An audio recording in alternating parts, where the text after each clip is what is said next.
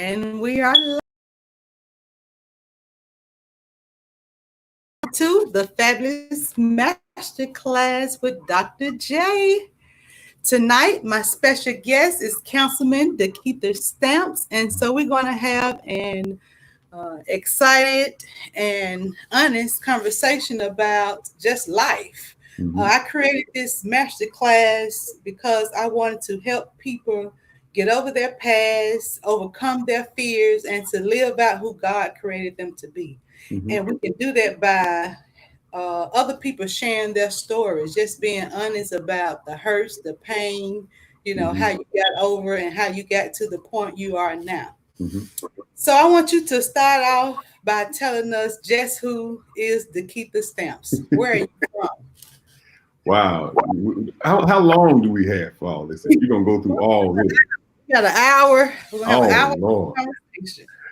All right. So first off, thank you for what you've done over years and dedication of your life to helping people's lives be better. I've seen your work when it comes to the fabulous life, the book you published, and the camp that you do in the summertime. Thank you for what you do and what you have done in the past and what you do in the future, because it's necessary and people look forward to it. And that's what we need, is more evolution of life, helping us to be better people, helping us to live our lives to a higher degree, and just to be excellent. You call it being fabulous. I call it being excellent. Still, it's all making folks do great with their lives and really do something while you're here on earth, other than, Snapchat, post and tweet, but actually become something great. So thanks for what you do. No problem. Thank you. For as me, I was born right here in Sunset Apartments in Jackson, Mississippi, F4. I was one of those babies that had a few health issues. I was born about 2.5 months premature, so the brain doesn't develop to the 8th month. So give me a little grace and mercy, because I didn't make it to the 8th month. So that explains a lot. right. So give me some grace and mercy. But like I said, I was born about 2.5 months premature. I was one of those little 2-pound babies that can fit in the palm of your hand. I was in the hospital for a long time when I was a baby, like 7 months. I was in an incubator with the little ventilation thing, the baby with all the little tubes and stuff in. And so I'm the product of a lot of praying people. I mean, my church family, my family. I mean, I was that little miracle baby that everybody was like, what in the world? I wasn't one of those bustling 8, 9, 10-pound babies. I was that little baby that everybody saw with tubes all in them and everything like that. And over the first 2 years of my life, I had bronchitis. The first 2 years I was born, both my feet were pointing outboard. I was kind of like Forrest Gump, where he had the little braces on his legs. So that's how I grew up. I grew up with the little braces on your legs, and parents who were young and afraid as well. And so I became not just my parents' child, but the community's child, and especially my close family. I have several aunts that I refer to in a mom type status, and grandparents. I was in the ancient. We're all Native American, before we were someone called us black. In that tradition, the young men who were bred to be warriors nursed from all the women of the village. It helped them become more inoculated. But for me, it definitely developed me into a better person. So I got a lot of aunties and grandmothers and uncles who definitely poured into my life, in the beginning and throughout my life. So that's how I was born. That's kind of how I was raised. I was raised right here between Jackson and rural Hinds County and Copiah County, and we moved around a lot while I was growing up. I don't know if we would stop, let you interject some things, but or ask some further questions to that period. But that's how I grew up. Just normal kid. I thought deal with health challenges and still deal with health challenges today. Oh wow! So you grew up here in Jackson. What high school you went to? So I moved around a lot before I even got to high school. I think I moved like 16 times before I even got to high school. I started off in pre-K in Crystal Springs. Then we moved to Columbus when my mother went to the W. I went to school there. Then I came back to Jackson for kindergarten and first grade. Then went to Utica. I went to Mixon Elementary School for second and third grade. Then moved to Brookhaven with my dad. After they divorced, moved to Brookhaven with my dad for fourth and half of fifth grade down at Fannie Mullins Elementary School. Came back to Jackson and for the second half of fifth grade and sixth grade to Timberlawn. Went to Sitewell here in Jackson for middle school, junior high. Went to Forest Hill for several years here in Jackson. And then my senior year, about halfway through my senior year, I had signed up to join the Marine Corps and decided to move back in with my mom since I hadn't lived with her since I was about, very young, about 6 years old. And I graduated from Crystal Springs High School. So that's a lot of traveling, before I even left high school. So what made you want to join the Marines? Oh, actually, when I was in the, I think, 8th or 9th grade, Bush came to Jackson. And I was in ROTC, and all the ROTC cadets held the flags behind him when he was giving his speech. So I was just amazed at all of the, high-level folks that were a part of that. And I said, you know what? When I grew up, I'm gonna do that. I'm gonna go guard the president. So I started researching of what you have to do that, and I found out that Marines do it.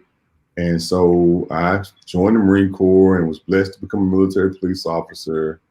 And then once we got to military police school, I was off and running for the selection process. So that's kind of how I joined the Marine Corps. I saw Marines doing that, and I really wanted to do it. My family wanted me to go directly to college, but I really had some other things, and I had my mind made up. I was pretty stubborn then, pretty stubborn now, and that's what led me to the Marine Corps. Is just I saw, I grew up watching Rambo, and I grew up doing all that stuff, So I wanted to do something along those lines, and that's how I joined the Marine Corps.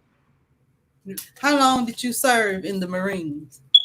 So I did 7.5 years in the Marine Corps, and I finished my career in the Army. So you served in two different branches of the military? Mm-hmm. Oh, so wow. When I left presidential security, I wanted to do something a little bit more, high end. So I went to Marine Security Guard School, and I went to serving in embassies overseas. I worked in Dar es Salaam, Tanzania. You might remember it. It was one of the ones that was blown up in '99. I was there right in the aftermath of that. I served in Nairobi. I went to Geneva, and I also served in the embassy in London. So I did that for several years, and then I got out of the Marine Corps. And I was just tired, really, because I've been moving all over the place. Because imagine 7 years of in constant rotation, missions all the time. And so really I was just tired, because when I do something, I give it my all. And I gave them 7 hard years in the Marine Corps. And I got out, and, when I got out, I was like, I went to the VA and I started hearing these different stories, and that was 2002. So by 2003, Iraq started, and a bunch of my friends were going to Iraq. So I started to get the little itch about signing back up. And about 2005, I had bugged the recruiter a little bit to get me to, do my paperwork. And the Marine recruiter really wasn't moving as fast as I thought he should. And we kind of got into it right in the recruiting station. I slammed the door, and the pictures fell all off the wall in there. And the Army recruiter was outside. He was like, "Hey, young man, what's going on? What's the problem?" And I told him what was happening. He was like, "Come on, let me talk to you about it." So a couple of weeks later, I found myself in the 82nd Airborne Division, headed to Fort Bragg, North Carolina. And I was blessed to serve another 5 years, did a couple of deployments in the Army with some good folks. And I wound up getting a medical retirement in 2010. So 10 years ago, I retired from the military. So what have you been doing since you retired from the military? Wow.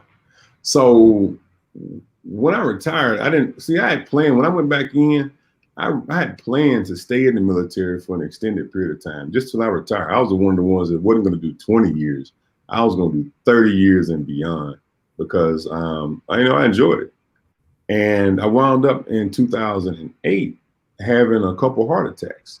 And so, which was shocking to me. I was in shape, I had about 7% body fat. So I was really, pretty, well in shape guy. And the military was like, well, since you've had 2 heart attacks, the best thing for you to do would be to medically retire. And they gave me the option. I could have stayed in and worked through it and continue to move forward. But at that time, I decided to retire. And so I retired, came back to Mississippi, and had done really well for myself. I had making decent money with my retirement and things. So I just started helping other veterans with their VA claims. And I started traveling all over, helping folks with their VA claims because I was able to get rated as 100% from the VA. And I started helping other people do that. And so that's what I did. And I got picked up by the Army Wounded Warrior Program. And the CAO of the House of Representatives gave me a job to work in Mississippi to help veterans with their VA claims. So I did that at the federal level. I was a congressional staffer for a couple of years. And that's kind of where I started and kind of got my feet wet into like the political space, even though I wasn't political. I was just helping veterans. But when you work for the House of Representatives, it gets kind of political. And that's kind of what got me motivated about running for city council. And when I came back, I didn't think I saw all the different issues in Jackson. I'm like, man, I can't believe I've been fighting all over the world for all the different issues. And my own hometown and home state hasn't advanced that much. And that's kind of what got me to be involved in politics. Wow. So I never knew that about you, but I've heard the story of what made you want to run for city council. Something about you was arrested. Yeah. So, all right. So in 2012, I was traveling a lot. So when I retired, I bought an RV and I just started traveling around America. Every week I was somewhere else, just going places. And so I came back to Jackson and I didn't know my car tag was expired. And so I was driving over there on Old Canton Road and the police officer pulled me over and gave me a ticket for an expired tag. And I was like, okay, thanks. Got my ticket, drove off. Well, right down the street, the same police officer, and he had called another officer over. They pulled me over again and gave me a ticket for an expired tag. So I didn't think that was right since I had just received the ticket. I was like, why are you giving me a ticket for an expired tag when you just gave me a ticket? And so we would have a little back and forth action there. And, me, I was pretty headstrong. I don't think I should have a ticket. So they called about 9 more police officers over there. So now I'm going at it with all 9 of these police officers. Like, are there any more problems in Jackson? Somebody got to be killed or raped or something, burglary. I shouldn't have 9 police officers at 11:30 in the morning hassling me over an expired tag that I told them I would go get fixed right now because I got nothing else to do. I'm retired. And so they arrested me for disorderly conduct and took me to jail, the whole process, handcuffed, backseat of the car, mug shots, go to jail. I'm sitting in jail a couple hours later. Like, God, why am I in jail? Like, I'm in real jail. Feces on the floor, urine on the wall, circle of guys around you. What you in for? You got folks in here that beat their wives and all kinds of stuff.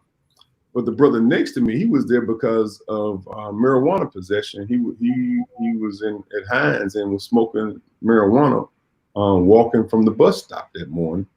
And so he was there for that. And he realized he was going down to Raymond and he wasn't going to be able to go back to school. So he was going to lose his job and not be able to go back to school. So that kind of, I knew I was going to be getting out. Hell's bells and shotgun shells, I was going to be getting out. But that really left a really big impression on me. And so I got out of jail immediately called the chief of police. They brushed me off. My council person at the time heard me. He was a good friend of mine. We grew up together. And he heard what I said, but nothing actually happened. I thought that some people would get in trouble for that kind of treatment. So I went to jail, and this is what really ticked me off, is I went to jail, and the judge found me guilty of disorderly conduct. I mean, I showed her the video and every daggone thing, and so that's when I made my mind up that I'm gonna do something about this, and and I got to focused on. I went to my council person. He kind of knew that I was gonna run against him, so he drew me out of his district, so I couldn't run against him. And so that's how I ended up being the city council person for Ward 4. And we worked through it. But once I got in office, I saw all this other jacked up stuff that were going on in Jackson and Mississippi. I never even went back to address my little issue because I got sewer and water and Siemens and corruption and all this stuff. So it's been quite a journey, but I've been enjoying myself. Oh, cool. All righty. So how long have you been council in Ward 4? So this is my second term. I've been on the city council for 7 years. So in July, it'll be 7 years. Okay. So I do want to ask you a couple of questions that I'm going to ask all of my guests. And Okay. I want to start off by asking you, who is God to you? Oh, man. Who is God? God, first off, my whole life, God has been a sustainer for me, a comforter for me, because when you move around as much as I do or have done in the past, it's that constant comforter. No matter if I was staying with my dad, my mom, my grandma, no matter what school I was always going to, in the military, I was always going different places around different people with different circumstances and degrees of danger as a constant norm. And God has been that sustainer throughout all that for me. And I know many people have different meanings for God and different ways that they articulate their experience with God. Mine is more of that sustainer and that comforter that's been with me. I've been able to say in my heart what I want, and it happened. Like, what are the chances of me leaving Jackson, Mississippi, and going to work and for the president for 4 years? Like, what are the chances of that? I mean, people have hopes and dreams all the time. Don't mean they come true. What are the chances of me being able to go work for ambassadors overseas for all those years? Many people dream it, but don't really come true. What are the chances of folks? When I got out from the military, I was involved with a company and we built a business that was one of the largest ones in the nation. What are the chances of that happening without having a constant? And dealing with the health issues I dealt with. What are the chances of like rebounding from all those things, from the health issues I had as a child to the ones I've dealt with as an adult, without having that constant sustainer, that constant comforter to let you know it's going to be all right. I'm just using you as an example, but you got what's in you. That's what God would tell me. And you got what's in you to deal with it. So I've had, feet in shackles and braces and ventilators and heart attacks and all that. But I know now that I don't care what the world throw at me, just like they threw stuff at Job. As long as you got God, we'll be all right. So that's what God is to me, who God is to me, and what God has been for me in my life. So did you say you had a heart attack? So I had 2 heart attacks before I got out of the military, and I had 2 more a couple of years after I got out of the military. Oh, so I had 4 of them all together. 4 heart attacks. Yeah. Oh, and I'm still running. I still go. I still, Because you don't look like a person who have had, 4 heart attacks. Well, I drink my Nona juice. I mean, with the proper consultation, talking to God, and you kind of, and I still don't do everything I'm supposed to do. I still don't eat all the way right, but you know, I've been blessed, man. It's just no other way to put it. I've been really blessed. I don't have any heart surgeries or stents or anything like that. It's just been by the grace of God. My whole life, I mean, from wars to almost, I mean, you know, I can't count how many times I could have been dead. I can't count how many times it happened. That's why I say God is that sustainer for me. I mean, when people around you are dying and you don't die, when people around you get blown up in trucks. And one time, you know, one of the times, the truck behind me blew up. I just drove over whatever that truck drove over and hit. That truck blew up. You know what I mean? So, you know, from all my life, God has been a sustainer for me. So, you know, it gives me a confidence level to do whatever God put on my heart. You know, some folks say I'm cocky, but if you have been through what I've been through with God, you'll have a certain degree of confidence that I don't give a damn. With God put it on my heart, I already know I'm gonna live through it. So I have a certain degree of confidence from that relationship that allows me to operate in a different space and place. I don't operate with fear. I don't operate with hesitation. I can get it and I'm out. And you know, he's never not prepared something for me before I take a step. I can just take a step and know that the ground gonna be there because of that relationship. So for me, you know, God has been a sustainer. Even when I make steps and make moves in my life, and my whole family's like, what the heck is he doing? Is he crazy? You know, and then they can't see the step. And I can't see the step. I just know that the step gonna be there by the time my foot hit the floor. And so that's what God's been for me. And that's kind of how I've been rolling in my life. Okay. Let's talk about cockiness for a second, because you know I really don't believe in cockiness. You know, I believe that you know people have a right to be confident, and I don't understand why people have a problem when people are confident. Either your self-esteem is too small, or you know, like I don't understand. Well, I mean, you know, now there's a such thing as cockiness, right? But on perception, sometimes you can kind of misconstrue it when it comes to the difference between cocky and confident. And, you know, you can overstep that. That's a fine line, you know. And so you just have to moderate it, you know, just like the Bible says, everything in moderation. But some folks are called to do things and prepared to do things that others can't do. So it takes a certain amount of tenacity and confidence to achieve at a high enough level. You got your Tiger Woods and Serena Williams, when they get on the court, they may not even know what they're going to do, but they are confident enough in their abilities and in their faith to perform at that moment and call on that greatness. And some people call it like calling on greatness, but I say it's more connection with the greater.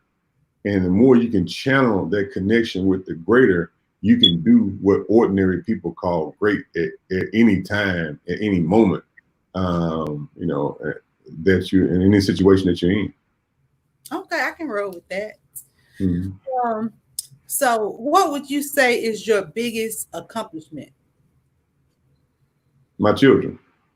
Oh. Yeah, I mean, love, hope, and faith. Those three. Jasmine, she's my love. Christian is my hope, and Kenny is my faith. And just like I tell them all the time, shoot, as long as you got love, hope, and faith, you'll be all right. And and I got to do better. You know, there's always room for improvement of being a dad. So, you know, my biggest accomplishment is my children, and even the young men I've, you know, been involved with. My ex-wife had boys, and you know, my oldest son, he's off in the military now. He's in the Navy. He's a husband and a father now, and I pray that that he takes, you know, cargo from me. He takes the good stuff that he learned from me and puts it forward, and the stuff that he can do better, that I could have done better, he casts it aside and make it better. So my oldest daughter's in the Air Force now. She's out in San Antonio, you know, very highly respected. Arab woman out there doing her thing, and all my children, they're doing. My biggest accomplishment is my children. I've been blessed to have some amazing children who are a heck of a lot better than their crazy old man. So that's been my biggest accomplishment is having some amazing children who are smarter than me, who are better people than I am, just as a genuine person. And so that's my biggest accomplishment in life. Well, I definitely know Christian and Kennedy, they have been coming to Camp Fabulous for the last 3 years. So I appreciate you just entrusting them in my care. And so we've had some journeys together, and I've watched them grow. And so they are some fabulous kids. Yep. They are. They are. So at the same time, what would you say is your biggest failure or your biggest regret?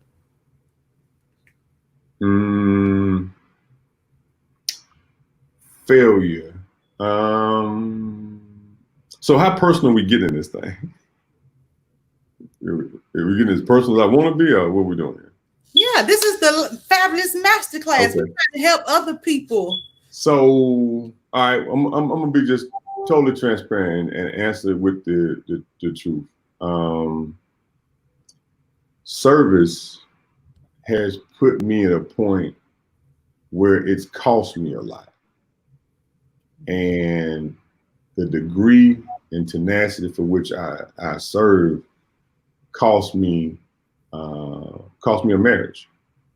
And we we were young and doing the best we can, but when you deploy 3 years out of 3.5 years, when you travel around with the president, it may seem cool, right? But that means that you're gone 3 weeks out of every month. And so the totality of that, my first unit, we had an 85% divorce rate in my first unit. My second unit, we had over a 90%, almost 100% divorce rate. My third tour, when I was in the Army, we had a pretty high divorce rate as well. So where some folks may look at things as oh wow, that must have been great. You had the opportunity to do this. Folks in presidential politics personally, because the folks I was involved with in the 90s, everybody has just grown up, Republican and Democrat. Everybody I was involved in DC within the 90s with the Bush 1 and Clinton administration. Now today, they're just grown up. And so I've been able to do a lot of things, but it's a price to it. And it's a very personal price that my daughters have to endure, that I have to endure, for the rest of our generations. So that, for me, the reason why I push so hard with my children is because I know what we had and what we could have created if we could have endured. And I want them to understand that they can do it better. And there's some things that I could have done better to have a different outcome. And just how you do this, life is tough already. But when you add that degree of service and that degree of sacrifice, it adds, and that's why my hat goes off to all the folks serving in the military. My hat goes off to them. I'm not a hero by no stretch, but I've served with some. And there's some guys out there as we come on this Memorial Day weekend, everybody not around here, having a ball and drinking and barbecuing. I know some guys like Timothy Fulkerson, and several others, Miles Priester and Miles and some of those guys who've lost their lives, who don't have a children to go home to, and children don't have a dad to come back to. So that service and sacrifice is deeper, and it means something different to folks. So, while I may have lost relationships, they lost their lives. So I can't say that, that my story is deeper or richer or my sacrifice is greater, because there's those folks out there who've lost limbs. I mean, I got all my fingers and toes. I got a sound mind. I'm still here. So throughout all my ups and downs, I'm just blessed to have a relationship with my sustainer and comforter that has really been rich for my life. So you mentioned marriage. So my next question is, what is love? So God is love, first and foremost. And at that root,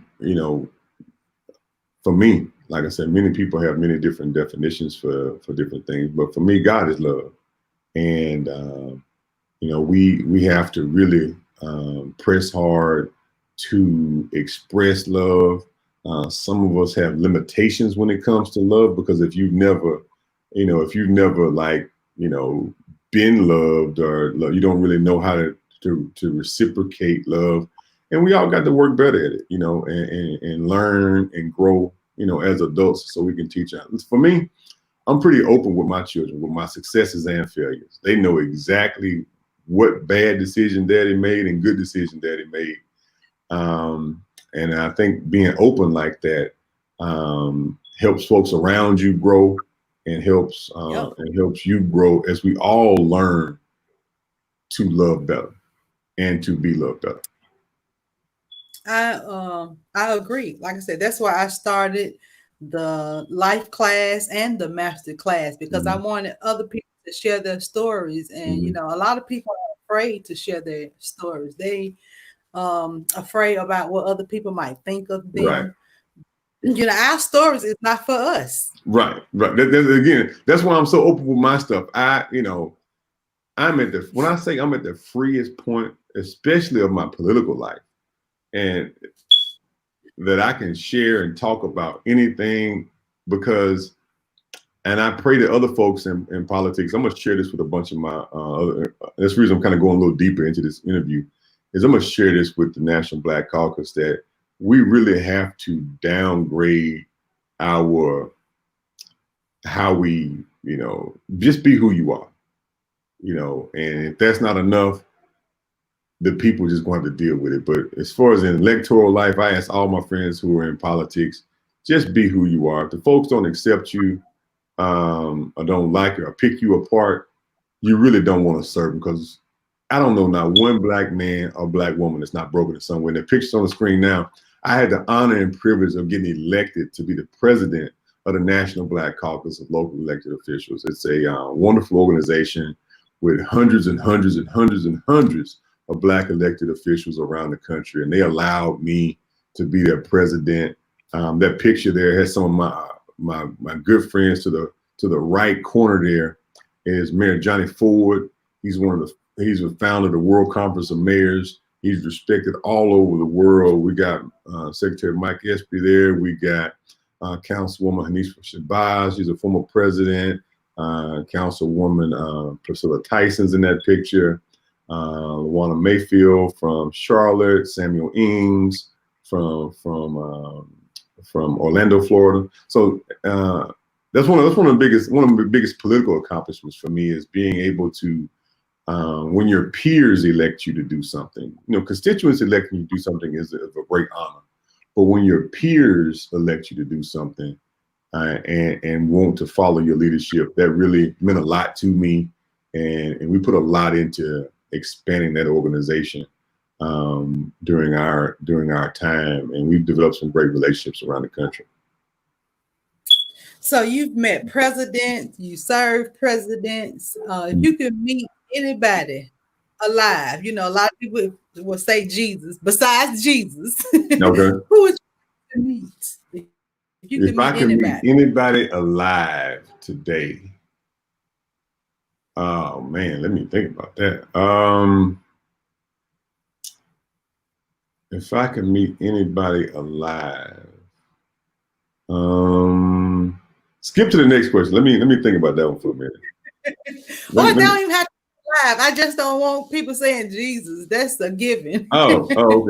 Anybody, period. Yeah, you can say anybody. Oh, okay. Well, anybody, period. I would probably want to meet Shaka Zulu. Why Shaka Zulu? So I've heard the stories And you know, and he wasn't a perfect leader like none of us are. Like I don't know not one black man or black woman that's not broken in some kind of way. But I just want to meet him just to learn, because I spent a lot of time in Africa, and who Western culture portrays people to be and who people really are may not be the same, especially when you articulate the history of it. So for me, I would go, if I can meet anybody that's ever been alive, you know, Shaka Zulu. Above that would be like, you know, I'm Hotep. You know, like, you know, some of those folks, because us as black people have gone through a long history of struggle, of, you know, a long experience of struggle and progress. We've been struggling and progressing for thousands and thousands of years. So current, you know, I probably I would like to meet Gandhi, you know, and I would like to meet, I would probably I want to meet Martin Luther King, Malcolm X. I would want to meet Rockefeller. I would want to meet C.S. Lewis. You know, I would want to meet. It's several folks. I mean, I could go on and on with folks I'd like to meet, because I like meeting people. I'm a networker. See, I grew up moving around all the time, so I was always meeting people. So I really learn a lot while meeting people, and I try to pull stuff from people to make me a better person and try to put that in my life. So some folks go to school and get educated. So I didn't go to college. I never been. The first time I went to a college, I was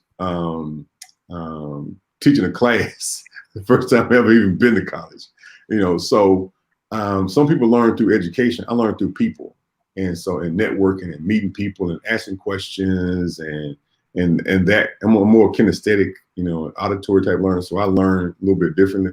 I learn by just meeting people and associating with folks, and how you do this and how you do that. And my sustainer of God has kind of guided me throughout my life. And so I like meeting people. And so I like meeting people of varying different perspectives. Like I got friends who are Republicans and Democrats. I got friends who are rednecks and Black Panthers, you know, so I got a range I got friends who are white nationalists and Black Panthers. So, you know, so I learn a lot from a lot of people, and then I kind of sit my course, which a lot of times sit me on a different course than the norm, because it's not to the extreme. It's more my own way. And a lot of times I'm by myself walking down this path. And it's because I'm looking at stuff in the totality of it, you know? So, and not just from an American's perspective, or I'm more of a global citizen. And that's just kind of how I live my life. And I can tell that with your perspective on certain things and how you deal with certain issues, and you don't let your emotions get ahead of the issue, when a lot of people are emotional and they take things personal. So I don't know if that's your sustainer who's helped you with that, your upbringing, your experience in the Army or the Marines, but I can tell. Yeah, I think what will help us, especially here in Mississippi, if we kind of evolved our thinking a little bit, and there's a whole world out there, and the world is going forward, not caring if Mississippi is going forward or not. So if we stay in this Mississippi mindset, and it's not just black folks and white folks in Mississippi sometimes have this caveman kind of mindset. The rest of the world is moving, and they are solving the problems that we're sitting here beating each other up over.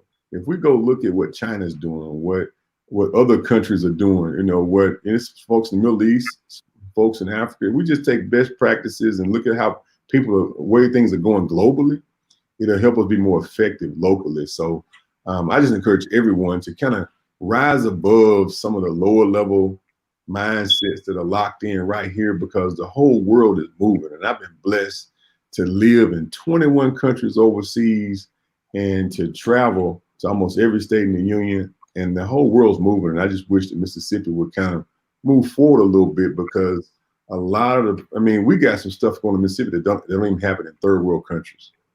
You know, I've lived in Africa. I lived in Africa for 2.5 years as a resident. I mean, it got to the point where I didn't even speak English that much anymore. And there's some places in Africa that are far advanced than places right here in Jackson, Mississippi, which is the capital city. So we got some things that we can do if we just elevated our mindset a little bit and not get hung up on so many lower level issues that we can't bring the proper perspective to the role we can play as Mississippians, because Mississippians can do something special. Mississippians can be the first state in the union that proves that the very idea of America can work. That folks, the good folks, black folks, white folks, Democrats, Republicans can come together, work together, build businesses, and sustain communities and grow. And we can do that here in Mississippi as long as we just relieve some of our lower level things. Because one thing that everybody in Mississippi got, we just good down home folks at our core.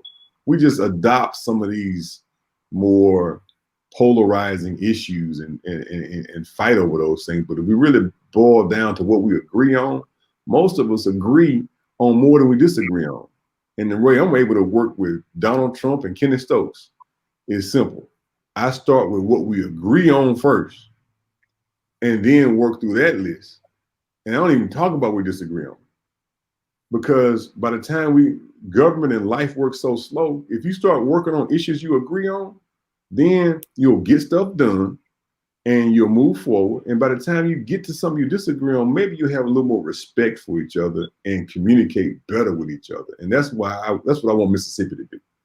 That's what I want folks in Mississippi to do. And around the world, it's worked for me all over this world. That formula was given to me by a very wise mother that I have in Africa. She said, start everything you do with what you agree on, and you won't go wrong because you'll have more friends and you have better and richer relationships going forward. So I just encourage everybody, just start with what we agree on and work through those issues. So when we get the stuff that we disagree on, we can be better people and communicate better and probably respect each other a little better too. Well, before I go to my next question, Miss LaShakita Clark said, why would you like to meet John Rockefeller and what would you ask him? So the mindset behind building something like that. When you look at, the empire they built during that time period and a lot of the dynamics, politically and in the world are not where they were then. But I like taking a peek into people's mindsets of how they built institutions, how they built empires, because, I think all of us want to leave a legacy. And I think you should peek into other people, whether you agree with them totally or not, but at least to learn some things so that you can figure out how to build your own personal empire to leave your children and grandchildren. In the future. So that's what I want to do. I want to learn from everybody I meet, and he's one of those figures in history who has a degree of something to share and something to learn from. Speaking of good figures, I have a picture of you and the Hollis Watkins Muhammad. Amazing. Hollis was not. He's my teacher. He's your teacher. He also taught my father in Freedom School. Right. So tell us a little bit about your relationship with Mr. Muhammad. So he and his lovely wife, and his wife is a little more tenacious than he is. Okay. So when I say mentor, he is the type of person who can bring some gravity to my conversation, to my life. He calls me up, his wife calls me up, and we just talk. And looking at his history and his background, and what he's been able to do in the course of his life and the lives he's been able to touch, he understands now that it's about the next generation. So for him to pull me to the side and take a few road trips with me and we go places and do things together, it's definitely brought value. He's even been down to my farm. I didn't learn it. Just talking through life. And as all people, what we're missing right now is intergenerational dialogue, being able to talk between generations. Snapping, chatting, posting, and tweeting is cool, but discussions between generations is vitally important for us to move forward. And we're not going to move forward like we should if multiple generations don't genuinely talk to each other and not just talk at each other. Not, the people in their 20s talking at the people in their 40s and 50s and 60s and 70s and so forth. And same thing in reverse. We got to genuinely talk to each other and genuinely care about each other, or the whole society is going to fail. And that's where we are right now. And Mr. Hollis Watkins is definitely an example of how you can have intergenerational dialogue and really help people move forward. Because like I said in the beginning of the interview, I don't know not one Black man is not broken in some way. And it's going to take some people who have navigated brokenness to help other brothers navigate being broken. And the same thing with our sisters too. I don't know not one Black woman that's not exploited and broken in some way. And it's going to take sisters and brothers who can walk people through that process of brokenness and exploitation to move forward and figure out that you can get through this and you can move beyond it. And he and his wife do that. So we have another question from Mr. Socrates Garrett. Mm-hmm. He said, why is it that Black elected council people can't agree on what's best for Jackson? What's about having the same goals? I mean, what's your definition of success? And if you don't have the same definition of success, some people may say you're winning, and I say we're losing. And so that's one of the issues. And a lot of people are not free. Like I said, I'm at one of the freest points of my life right now. When I first got in this, I was a little naive because I said all I had to say in the meeting. I didn't have any sideline meetings, meeting before the meeting, meet after the meeting. I came to the meeting, said what I had to say, and dang it, I'm through with it. I didn't know folks were meeting before the meeting, practicing and rehearsing, meeting after the meeting, regrouping. I'm back at the house cutting grass, tending the cows, and doing my own thing. So the goals have to be aligned with what's best for Jackson, and some folks just aren't free to tell the truth. And the truth is, we got a society to move forward, and this game has been operated on tilt for a long time. And if we lose Jackson, we lose the largest economy in the state, largest Black economy in the state, and we kill it going forward. We have to do some things that Maynard Jackson did, and Jackson's in that same similar spot. I'm not saying that we're going to be a global city like Atlanta in 40 years, but what I am saying is that we have to stabilize our economy. We have to move forward. And it wasn't popular then. It's not popular now because you fight against that same culture. You got the go along and get along culture, and you got the rebuild culture. And so I'm trying to rebuild this city and move it forward economically and socially. And it's not just about, getting elected. It's about being effective. And, everybody's definition of being effective is not the same. And I wish it were. I wish it were more in line with what things that people want. But we're just not at that point right now. And I don't know if we'll be at that point anytime soon. Well, you mentioned success, and that was actually one of my questions. How do you define success? So my definition of success in my role as a city council person is, are the quality of life of the people I represent, is it moving forward or backwards? Is it getting better or is it getting worse? And I've been able to sustain some things, but I can't honestly tell you that I've made the quality of life of folks that I represent better with my 7 years on the city council. I've kept some erosion from happening, but we've regressed in some degree, and hopefully we can move forward. I mean, just 2 weeks ago, I got Councilman Foote, who represents Northeast Jackson and Republican, to agree on an investment for our ward. And so for my ward, which is the most western and southern portion of Jackson, we have to move forward and evolve our economy and get people to work, because we were at 30 and 40, almost 40% unemployment for Black men in my ward before the pandemic. Okay, so we were already at depression levels. So we have to do some drastic things before pandemic, and now post pandemic we have to really move forward and aggressive. So hopefully we can get a honest definition of success and a commitment to move it forward and not operate the city on tilt. Okay.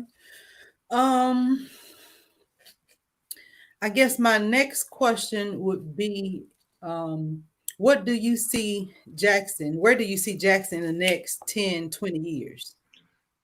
So with the proper definition of success and folks with the backbone and fortitude to deliver that success, Jackson could have 250,000 people living in Jackson in the city limits in the next 25 years. But you have to grow the economy. You have to make some serious investments in some things, and you can build this city, because this is the thing about Jackson and the Tri-County area. If we keep doing a tug of war amongst resources right here, and this is that caveman mentality. If we keep having a tug of war for resources inside the city, inside the county, inside the Tri-County area, the region won't be able to compete with the Birminghams and the New Orleans and the Memphises. See, we have to put our resolve that, you know what, we need to grow our population, which means we must build up versus building out. We chose to build out. The philosophy of economic development in this state needs to be to build up, and so that we can build our population up. Our young people do not want a house with a yard and a dog.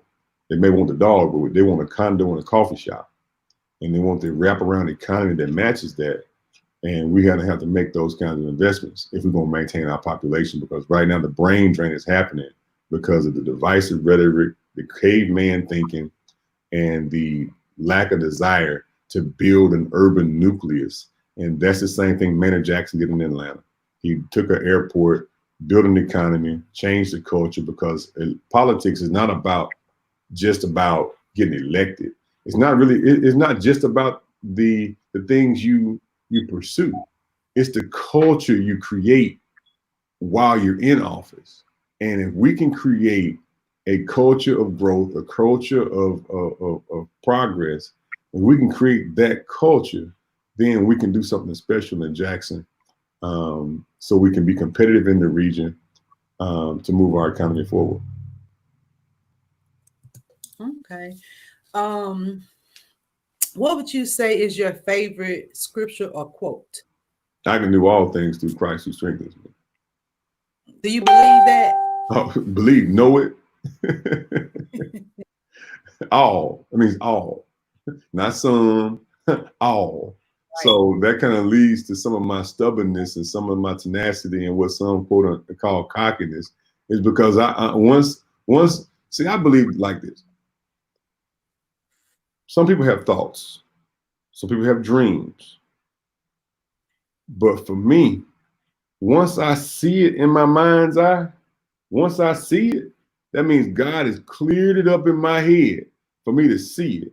And once I see it in my mind's eye, I know I can achieve it. I know we can achieve it. And that's what, that's what it is for me. Once I see it, it takes God to clear stuff up in your mind, to paint it so it's crystal clear. And all you have to do is have the intestinal fortitude and the resolve to go get it. And that's what we got to get back, is I go get it. We got to get after it, and we got to get back to the basics. So we are winding down, and I just want the viewers to know that master class happens every Thursday and Sunday. And some of my next guests are watching, Representative John Faulkner, Curtis Nichols, Socrates Garrett. I'll be calling you. I would love for you to come on the show. And so I just want to learn about people and share with people, how we made it through. We all go through different hurts and pain, and we can get through it. It feels like the end of the world, but it's not. Oh, and So, some of your final thoughts for my guests that may be dealing with hurt, that may be dealing with pain, who may not even know how Yeah. to navigate in this pandemic. What words of encouragement do you have for them? Well, one of my mentors taught me that it's impossible to stop a man that just won't quit. Same thing with a woman. So if you understand the sound of my voice, keep pressing, keep pushing, spend some time to kind of gather yourself, rebuild your relationship with the Lord and your resolve to what you're doing.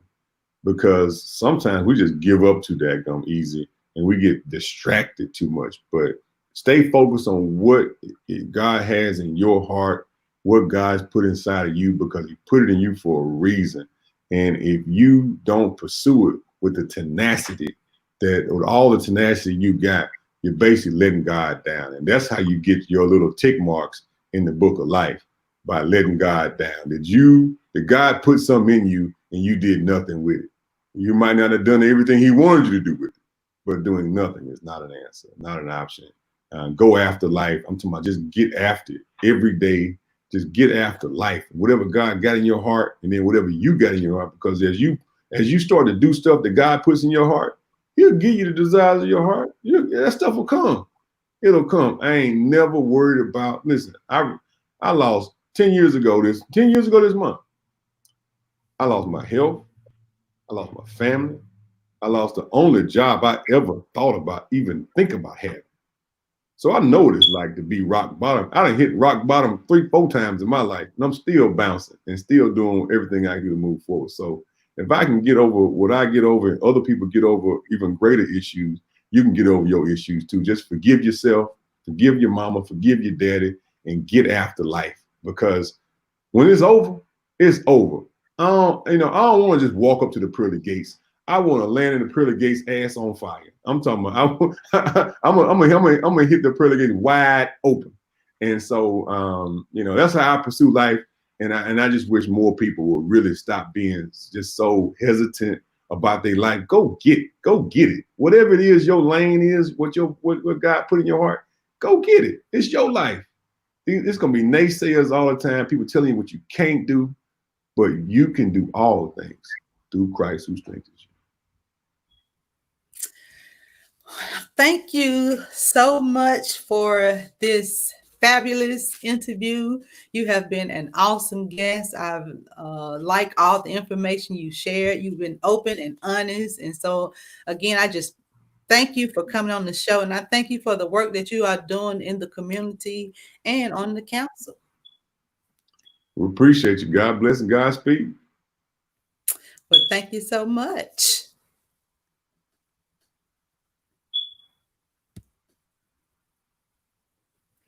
So before we actually leave, do anybody have any other questions or final thoughts?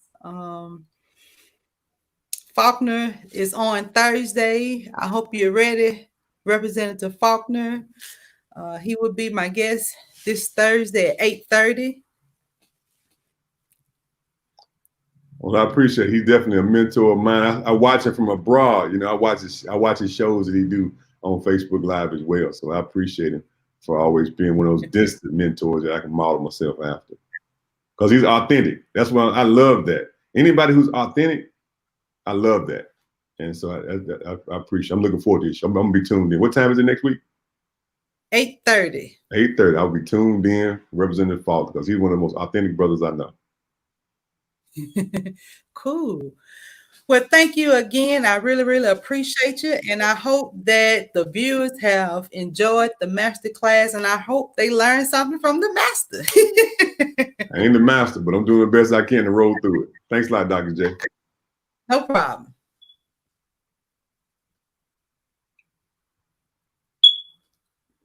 So you guys, I just want to remind you to make sure you come back with us on Thursday. We will have Representative John Faulkner here. We will also next Sunday have Curtis Nichols as our guest. And so we will be doing this every Thursday and Sunday. Thank you all again. for tuning in. I appreciate you all. Make sure you like, share, and see you next time.